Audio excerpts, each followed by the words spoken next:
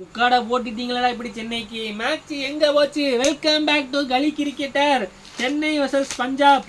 பஞ்சாப் டாஸை வின் பண்ணி பவுலிங் போறேன்னு சொன்னாங்கங்க. ஓப்பனிங் வந்தாங்க 2 யங்ஸ்டர்ஸும். பட் நினச்ச மாதிரி ஜொலிக்கலை.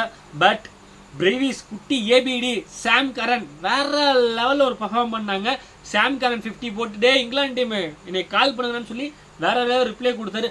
பட் ஃபினிஷிங்க்கு ஆள் இல்லையேங்க. ஒரு தோனி மட்டும்தான் ஃபினிஷராக உங்களுக்கு சென்னையில் கிடையாது. தூபே என்ன சொல்கிறதுன்னு தெரில. நான் கம்போஜி 100 அகமதியும் போட்டு ஏன்டா ஃபினிஷிங் கொடுக்கலாம்னு கேட்க முடியுமா?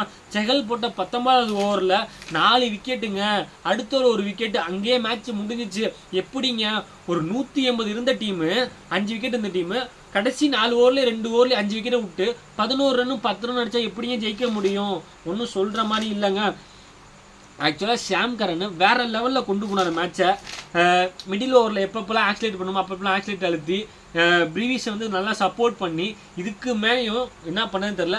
7வது ஓவர்லேருந்து 15வது ஓவர் முடியும் 112 ரன் அடிச்சிருக்காங்க அந்த கேப்பில் மட்டும். இதுக்கு மேலே மிடில் ஆர்டர் என்ன பண்ண முடியும்னு எனக்கு சத்தியமாக தெரில. ஃபினிஷர் தூபேன்னு சொல்லிட்டு இருந்தோம். இப்போ ப்ரீவியஸ் வந்ததுக்கப்புறம் தூபே அதாவது இந்த சென்னை வந்து டிஸ்டி மாதிரி நான் எங்கள் டீமில் ஒரே ஒரு ஹிட்டர் தான் இருப்பார், அது யாராக வேணா இருப்பாங்க அப்படிங்கிற மாதிரி தான் இருந்துச்சு. இவ்வளோ நாள் தூபே தான் 6 ஹிட்டர்ஸ்னு சொல்லிட்டு இருந்தோம். இப்போ குட்டி ஏபிடி இருந்தோன்னா அவருங்கிறோம். ஆனால் குட்டி ஏபிடி வரும்போது செம்ம சவுண்டுங்க. சென்னையை கத்தி தீர்த்துருச்சு.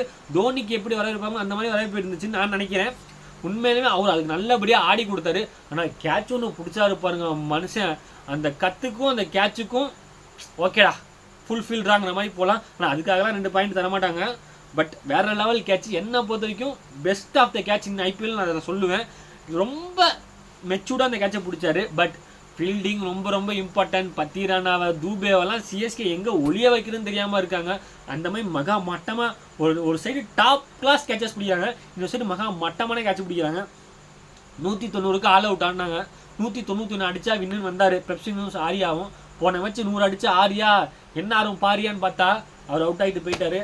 என்னை பார்க்காதான்ட்டு பிரப்சிங் நல்லா ஆடி கொடுத்தாருங்க. 50+ அடிப்பார்.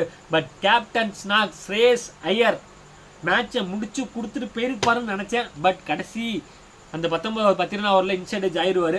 10 ரன்னா எதுக்கு என்னன்னே சொல்ல முடியலையேங்க. அவர் ஆடணுமாங்கிற அளவுக்கு கேள்வி வந்துக்கிட்டே இருக்குது.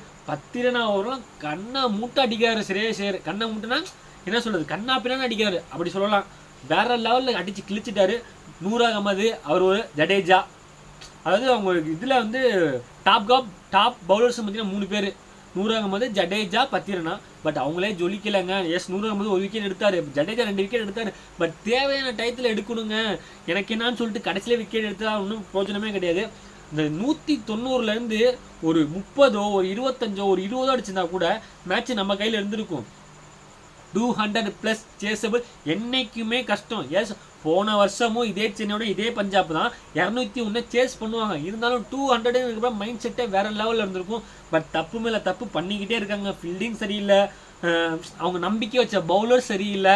என்னங்க பண்ண முடியும்? அது வேற வழியே கிடையாது. சென்னை இந்த டோர்னமெண்ட் இல்லை, அடுத்த டோர்னமெண்ட் நல்லா கம்பேக் கொடுக்கணும்னு ஆசைப்படுறோம். But Shreyas Iyer Punjab table top 2க்கு கூட்டிகிட்டு போயிட்டாருங்க.